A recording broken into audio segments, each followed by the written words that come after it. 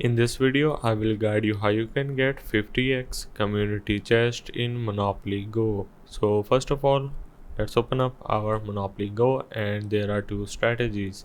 The first one is you need to land on community chest spaces. During normal plays, aim to land on community chest spaces.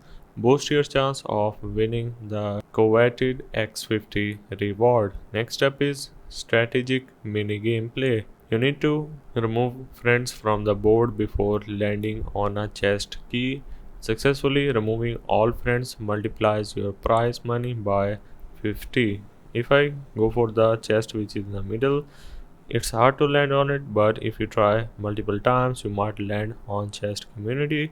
And as I said, removing all of your friends from the mini jackpot game before landing on a chest key, you will successfully be able to go with the 50x community chest.